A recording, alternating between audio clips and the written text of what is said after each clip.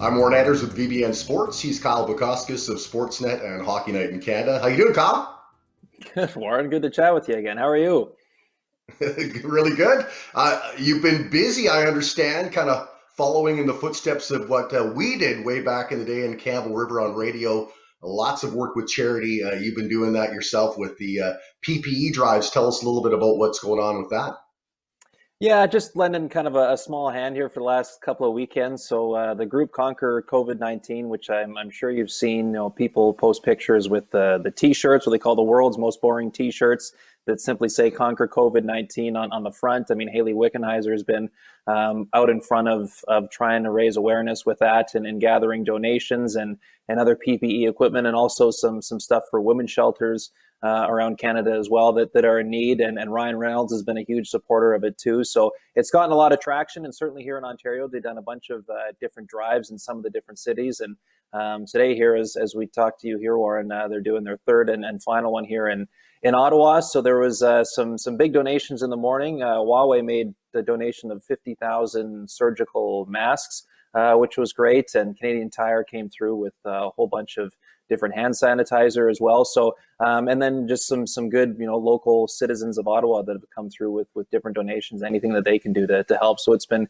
really, really heartwarming to kind of be a part of that and to just see the different people that come through and just try to offer up anything they can that could be of use to those who really do need it right now. And, in the meantime, it's just been, with not a lot else going on, it's been a good way to spend some time. Well, you think about it, normally this time of year, I'd be plopped in front of my television set watching you work, covering the playoffs, flying from one city to the next. I got to ask you, how many air miles do you think you've racked up over your time with Rogers Sportsnet? Oh, wow. Good question. Man, I probably not as much as maybe one would think, only because like for me, a lot of my trips are fairly short, right? Like they're usually an hour and a half. And I do a lot of my travel kind of within the Eastern seaboard. So it's rare when I get, other than when I'm going to see family back home on the coast, as you know, Warren, where the trips get a little bit longer, the Toronto, Vancouver legs. But man, how many, I would say, I don't think I'd be anywhere close to like 500,000 or anything, but certainly a couple 100,000 probably by this point would be a fair estimation. I know it's certainly for people that have been around a long time, like it's a big deal when you get that email from Air Canada saying that you're now part of the Million Mile Member Club. And I know I'm a long ways away from there, but it's funny, like it's one of those things where you think it's like a point of pride that how much traveling you're doing, but really it's just a sobering reminder of how much darn time you spent at airports and security lines waiting to board the flight, all that stuff. So it comes with, there's some pros and cons, but yeah, it's fascinating to think now about all of that you just didn't really think so much of now, and wondering what that'll look like all again if any of this starts to loosen here over the coming months. Just something as simple as air travel, even within your own country. It seems it'll be a long time before it was anything close to what it was before this pandemic all started. Well, you think back to before you were flying around and putting your mug on Hockey Night in Canada. You were 15. That's when we first met. You were a minor Yeah. hockey player and you were interested in getting into broadcasting. How early did the dream of becoming a sports broadcaster kind of sit with you? It was probably around then, Warren. I mean, like through middle school and stuff, like I love the idea of acting, just being a big fan of like Jim Carrey and other stars like that. I just the idea of doing something comedically, on camera, on a stage, it was something that was really appealing to me. And then, quickly realized just the likelihood of making any sort of living in that racket was pretty slim. So I know for us, certainly out West, Warren, as you know, I mean, Don Taylor was an icon for so many years, whether it first was Sports Page and then later on with Sportsnet and the highlights that he did. And for myself, growing up with guys like Jay and Dan, like, just between, those three guys, just how much fun that they had when they were on the air, reading highlights, talking about sports every night. I just thought that would have been the coolest thing to do. And, I mean, it's certainly the whole way this all started, and I would not be here today if I didn't get the response from you. I remember I think I just sent you like a Facebook message. You were at the newly launched 99.7 The River radio station in Campbell River, and just said that I was interested and would love to come by. And you were like, yeah, come on by. And I remember sitting in one afternoon for one of your shifts for the afternoon show, and just talking to you in between breaks and just listening and watching kind of how you operated. And then, over time, I said, right after that day, I decided, this is something that was an environment I wanted to spend a lot more time around. And then it got to be an opportunity where, in a little bit of an internship type role, kind of through my remaining years in high school. I was in grade 10 at the time when I first came into the station there, and then just doing different board hopping. And then, of course, that fall, you started doing the Campbell River Storm Junior B hockey games on radio. So being able to board up with that. And then over the coming years, getting to dabble a little bit on air. There would be times where you and your family would go away for a much deserved vacation, and I'd jump in and do sports for a week or two and stuff. So that was a total thrill for me, being able to hear your voice back on the local airwaves. So that's kind of where it all started. And then from then, as I said, I mean, without that experience of those 2.5, 3 years that I had before going off to SAIT and doing broadcasting there in Calgary, I already felt, I had a leg up. The equipment, the programs that they were using at school there was basically very much the same sort of stuff that we were using at the radio station there. I was already comfortable with all of it, and with all of my other classmates, they were seeing that stuff for the very first time. So I certainly, not for a second do I not forget about thinking back to those critical kind of time in my life when I was first interested. And think about to someone like yourself that was so welcoming for someone like me that had an interest in getting in, and of course everyone else at the radio station that allowed me to come in and be a part of it there in some sort of small capacity. That's kind of where it all started for me. One thing that I kind of look back and laugh now, not a big deal then, but I would get you when you were in school to ask your teachers if you could head out to cover the girls' soccer tournament going on out there, and you'd have to Right. interview basically your classmates. Yeah. Well, I remember because the Cary High senior girls team, I mean, they were very much a powerhouse. I think when I was in grade 11, they came second in provincials that year. They had just a lot of really, really good, talented players. So they were a good team. They were a great story locally. They were worth covering. And yeah, so that was kind of there was a bit of an awkward moment just because on like the girls' perspective, like they know me as like just this awkward, weird guy from school that now I'm trying to like interview them with an iPad or something like that, or an iPhone to do something for the sports back at 99.7 for your sports updates there. So that was a good crash course in terms of going and covering games and interviewing the athletes after the fact. That was a good place to start. Didn't have to go very far, anyways. That was the nice part. Well, I was trying to get you some dates too. I don't know how that worked out, but yeah, and just as true to form for myself, I promptly blew any chance I had of doing that. There was no chance of that happening. So, but that's all right. well, a lot of people outside of Campbell River, which is where we met each other and lived for many years, they might not know this. You're actually a pretty good minor hockey player, Kyle. I know you'll be really bashful about it, but I think your last year, your team went to provincials and you at least medaled and you had over 20 goals. You're good on the draw. There were some local junior teams even interested in you, weren't there?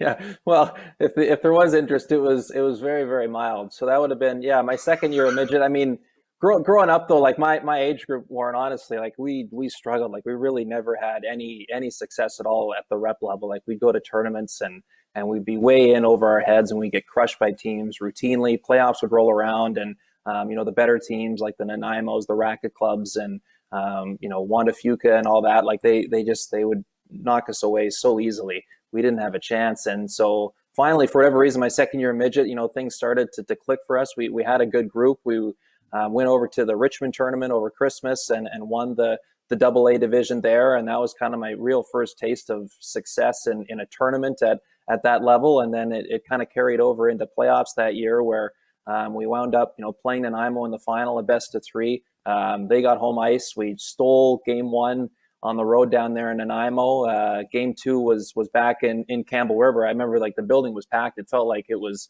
a storm game from the early 2000s, the atmosphere that was in there, a chance to close it out. And their goalie stood on their head and they managed to squeak away with the win there to send it back to Nanaimo. And we were crushed thinking there wasn't much else we could do to win that game. We still didn't get the result, but managed to win that there in the final in game three down in Nanaimo. And that was, a feeling that I, of course, will never forget. So that was a good year. We went on to provincials and didn't quite have the success that we wanted to.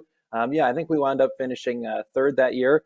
And it was just a year that I'll never forget because of the different opportunities we had and the moments kind of along the way as you see your teammates kind of come together and find ways to finish off wins. Whether it was we were a very good third period team that year, and in two of our biggest games, we would go into the third period tied and manage to come away with a win there. So that was certainly my I think my most fondest year of hockey, just because of the success that we had, and then finished off.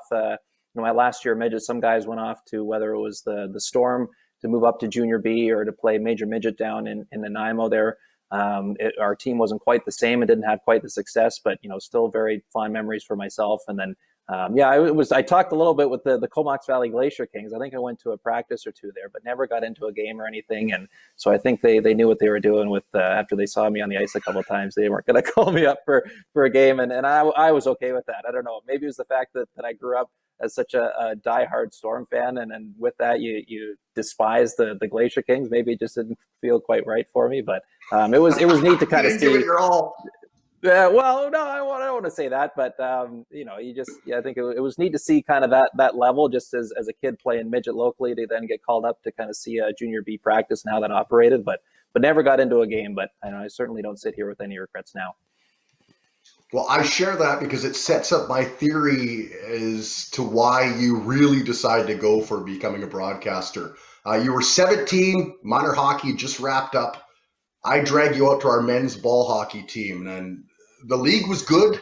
Lots of ex-pros and junior players. We weren't very good, and you were by far the best player on the team. I stuck you on a line with myself and Tim Conkle, two guys that could work hard but had cement in our hands. And basically, if you didn't score, our team didn't score. And I think you thought in your mind, if I can't drag these guys out of the doldrums of Campbell River minor hockey, well, I better get to the pros by using a microphone and not my stick. I can assure you that realization of me not going pro set in far before we had the opportunity to play ball hockey together. That set in quite early on in things. But that was a lot of fun, Warren. I will say, man, you're right. Those were some tough games. There were some good guys, right? Like the Schmidt brothers. There was some good teams in that league, guys that played, whether junior B or junior A or some levels above that. So yeah, certainly our team, you're right. You couldn't knock us on our effort, but certainly our talent and our depth from an offensive perspective. And I wasn't even that great of a scorer as there is. So we hung around a lot in games, but man, we really struggled to close it out. But damn it if we didn't go down swinging. Tell me about your first awe moment in broadcasting, the first moment where you kind of had to push your fandom aside and say, I'm here to do a job, but man, this is pretty cool. Oh, gosh. I mean, so I got into, I started working at SportsNet in October of 2013. And then the next month in November there was the annual induction for the Hockey Hall of Fame. And so we were sent down just to kind of stand on the red carpet as different, previous honored members of the Hockey Hall of Fame that were coming in to kind of be part of the ceremony. And so they walk through this red carpet and you can kind of pick people off kind of one by one. And you just look at just some of the legends of the game, whether it was Scotty Bowman or, Larry Murphy, all these guys, one after another. You just look at these giants in the game of hockey that come walking through and your eyes kind of are as big as saucers, and having the opportunity to talk to a couple of one of them. I don't remember much about what I said. It was just such a whirlwind. And then surely enough, kind of towards the end, just, looking off to my right, you see a bit of a crowd of people forming, and then it's getting bigger and bigger and people rushing over with cameras, and you're going, oh, what's going on there? And sure enough, well, the great one had arrived, and Wayne Gretzky was doing his annual meet and greet with the media before things had kind of settled in. And so, of course, it all, the red carpet night had built to Wayne coming in to take in the night for that evening. So I just that was probably the first one for me that I look back at it, just being surrounded by, so many legends, so many names that you either grew up hearing about or watching. And now they're all kind of coming in one after the other. It was for myself, it was still trying to just find my bearings as a new resident of the city of Toronto and fitting in under the Sportsnet umbrella. There was a lot of oh wow moments, certainly over the course of those few hours on the Hall of Fame red carpet. That's pretty awesome. There are 3 times, I won't say you went viral, but you were all over Twitter 3 times by my count that has happened so far in your career. Let's go by them one by one. The Okay. first one kind of makes me laugh, and it's all about the hair. People Yeah. have talked about the hair, they've raved about the hair. We don't get to see it because, of course, with COVID-19, there's no hairdressers open. But a combination of that and comparing you to a certain 80s pop icon. Tell me about the fuss about that and your thoughts on Yeah, we probably had a few of his tracks on the river back in the day. I'd imagine that would have been right it. Never gonna in the give station's you up. wheelhouse.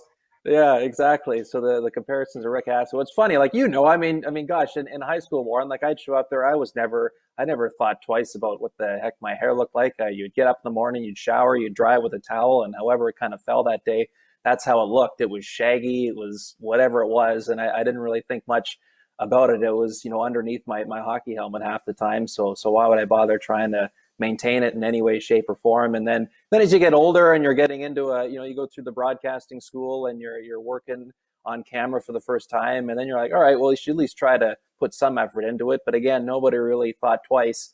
And then finally, sure enough, when I moved here to Ottawa, the guy started to see here.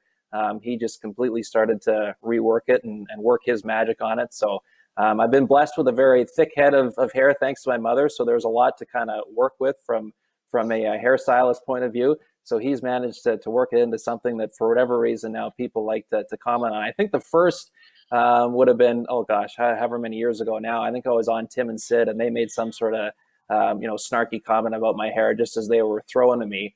And I think they probably were one of the first to make the Rick Astley comparison too. So it's been fun. Like you get a few of that, you get a bit of the Johnny Bravo or the Jimmy Neutron comparisons, and those all make me laugh. The only one more, and I don't understand, is Alfred E. Newman from Mad Magazine, because A, like my hair's not red, and B, like I wore braces for 2 years and he's got a tooth missing. So that's the one comparison I don't understand. But the other one's all fair game and it's all part of the fun. Oh man. Uh, the only time that I can remember where you were deemed controversial, you kind of stirred up the internet, was where you had an interview with a certain Boston Bruins superstar. Run me Yeah. through that day because the internet was totally divided, some on your side and some on his side. Yeah, I mean that the way that series progressed. So that was just right around a year ago now. Second round, Boston, Columbus, and the way that series progressed, like there were a couple incidents, and the player, of course, in question is Brad Marchand. Where there was a couple things that he had done, like in game one in overtime, like getting set for a face off, he stepped on Cam Atkinson's stick and like broke his blade, and people were up in arms about that. And I thought it was kind of funny, and the comments he made, the next day, I thought were hilarious, and a little back and forth. Atkinson saying, he's got to pay me back for that stick, and Marchand claiming, I think he just put his stick there on purpose to dull my skate blade, which wasn't very nice of him. I mean, I love that. I thought that was great. And then there were a couple other incidents during the series. I mean, I remember after you're late in game three, there was the camera behind the net that caught him just after a whistle. He gave Scott Harrington, the Columbus defenseman, just a little jab to the back of the head, which was unsuspecting, and people thought that was offside, and there was a lot of criticism from a whole bunch of different corners about what happened there. And so I think just as the series wore on, you could tell his level of tolerance with the media was growing thinner and thinner. And there was even a couple press conferences leading up to that game six where he just was a little shorter in his answers and not as maybe he wasn't giving as full of an answer, as well thought out of an answer as he normally does, because usually he has a great quote because he speaks his mind. And then sure enough, fast forward to game six, Boston wins. They're moving on to the conference final. I'm on the ice to do a couple of post-game interviews after the handshakes. And so you're thinking those interviews are supposed to be easy, right? You're interviewing the team that had just won the series. Surely the guys are all happy to talk to you because they're moving on. Life is good. And so, of course, as we all know, he came over and that wasn't the case. It was, one word, 2 word answers. And you get to the point where you're going, there's no point continuing this any further because you're not going to get much out of it. So we wrapped it up and that was it. And so, of course, that was live on TV and that happened. And I'm kind of shaking my head going like, gosh, like what a waste of time that was. And then David Backes was our next guest. So he comes skating over moments later, and I quickly had to kind of forget about that and think about, all right, now I've got another guy to ask some questions to. And so I wear an Apple Watch, and I have it set up so as, people that have them know, like, when you get text messages or other notifications, you get little vibrations on your wrist to know that they're there. And so as I'm interviewing David Backus and I'm standing there and I've got the microphone over towards his mouth as he's giving the answer, I can just feel my watch just going buzz, buzz, buzz, buzz, buzz, buzz, buzz, buzz. Like it's just going off like crazy. And so at that point I'm thinking, oh, I guess a few people saw it already. And it just kind of blew up from there. And of course, Marchand went into the room and the regular assembled media came in at that point, and it was all the same thing, 1-2 word answers to all the questions that he faced in there. You could just tell that whatever criticism that he felt was heaped on him over the course of that series was unjust, and he just kind of had his fill of it, and that was his way of getting even, which is, I mean, that's totally in his right to do. And as I said, I mean, I haven't spoken to him about it since, but I would guess if you went to him right about now and asked him about it, you'd probably have a difficult time, remembering what exactly you're talking about, because for him, he's in the middle of a 2-month ride to try to win a Stanley Cup. It was nothing that he really would have thought twice about, which I don't blame him for in the least. But certainly with the reaction it got on social media, it's something that I've been asked about many a times ever since. But no, it's just, it was a good experience, right? Like, it's good to go through something like that, so then and it's just a good reminder that as much as you think an interview is going to go one way, sometimes it doesn't, as much as you prepare for it. Well, the last one, and I'm not sure if you were prepared for this, was with the Philadelphia Flyers mascot Gritty. My kids absolutely love this clip. They're not even hockey fans. Did you know he was going to shoot the silly string at you? No. So we knew, we kind of had an idea that he was going to be hanging around when we did our opening hit there, but the silly string at the end, I had no idea that was coming. No idea.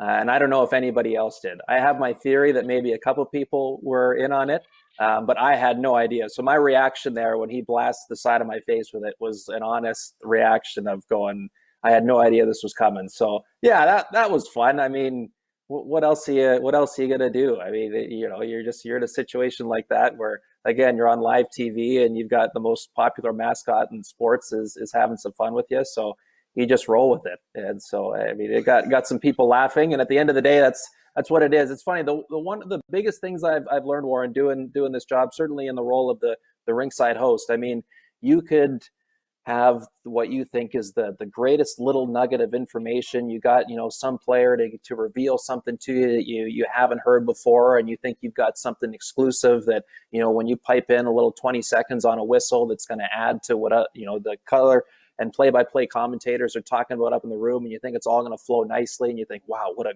great little ad or a little tie-in I just put in there, and all the work, it's all worth it. And you hear crickets about it. Nobody ever brings that up about, oh, that was a really good little story or a little anecdotal tidbit that you added to the broadcast there.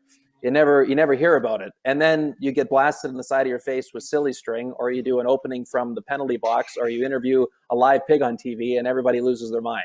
So it's just a really good reminder that as much as you try to take certain things seriously and you want to tell the stories properly, it's just the entertainment business in the end. So if you can make people kind of smile and kind of give them reason for tuning in, besides or on top of the initial point of tuning in to watch their favorite team or favorite players or what have you, then I think we're doing our job. Well, I noticed one thing that's kept you at least somewhat busy online. You and sometimes with your partner Dana, you've really gotten into TikTok, and not so much the dancing, but more doing movie scenes. How did you get into that, and what's been some of the fun doing that, and what kind of reaction are you getting?